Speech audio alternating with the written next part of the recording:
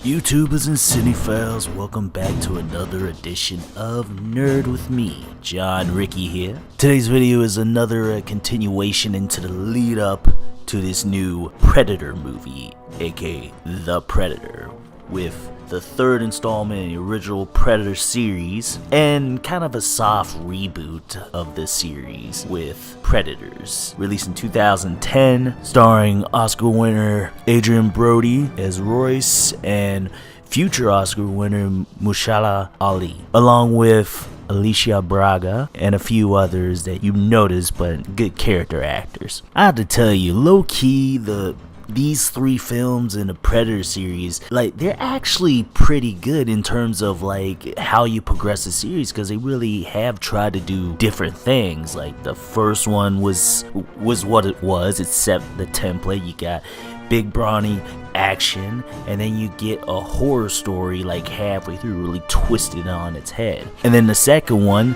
instead of being in a jungle environment, they take it to urban warfare basically, and infused a mystery, like procedural cop thriller within this alien hunting people. And I guess they thought about it for a long time, because this is like 20 years, and with Predators they decided to take I see it as a logical step, you know, you take it off world, like, oh, now they're being abducted.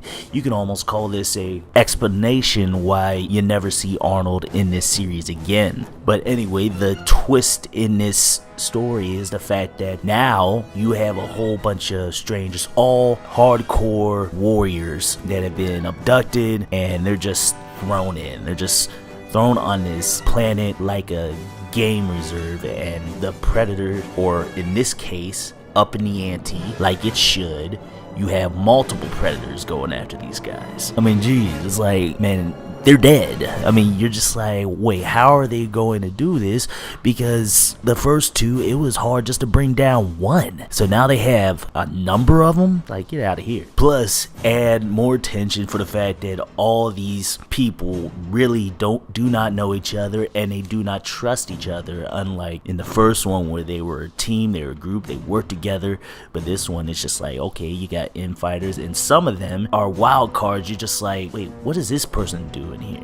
Because they have a character played by Topher Grace, and you're just like, wait, he's here? But of course, with this type of film, you're assuming that, okay, there's more to this guy than what they think. Like, because all these characters are Predators in a way. You got a Yakuza member, you got a guy who's from the Mexican cartel, and you got your typical, in this series, you know, military personnel. Now, the film looks great, and these special effects, visual and makeup effects, look amazing. The action is solid, it's tense, cinematography looks amazing.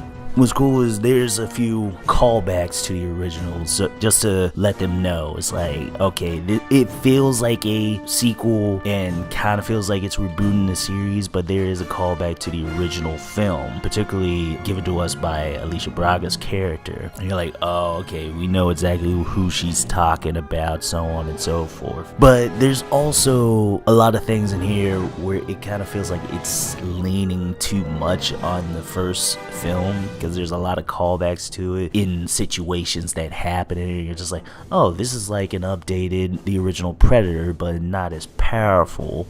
And one of like the good like twist on its head is like there's a character from the original named Anna, and Alicia Braga is like her spiritual sequel. I mean, a nice update for her. And then we get this big kind of a big reveal that, hey, there's a guy who's been here, and that's played by Lawrence Fishburne, who, when you really think about it and when you see his part, you're like, okay, that was probably originally supposed to be Dutch, you know, Arnold Schwarzenegger's character from the original one. But the way it went, it was probably a lot different, because this movie was written by Robert Rodriguez like in 98 or something like that, so it took a long time for him to get it. But the way they took him out and the way he's portrayed in this. It just doesn't feel like Dutch-like. And also, that's one of the problems with it. I mean, maybe it's a nitpick, but Lawrence Fishburne at the time, like, he was looking like how he looks now, you know, kind of big, and they're saying that he'd been there for quite a while, and he doesn't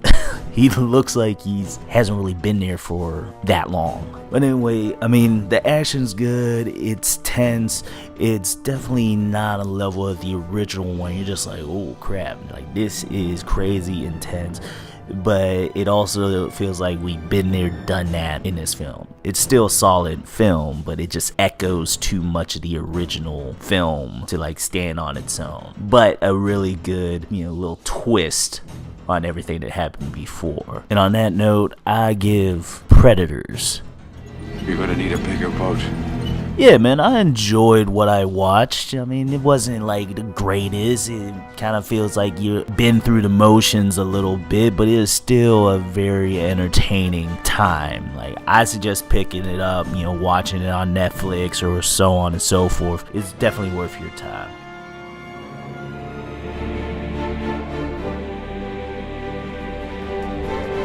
And that'll be it for now, YouTubers and Cinephiles. If you like the content and you want to comment, like, share amongst your friends, but do me a favor and look below the video and click that subscribe button and hit that bell so you can get more amazing content like you just witnessed today. Y'all take care, YouTubers and Cinephiles.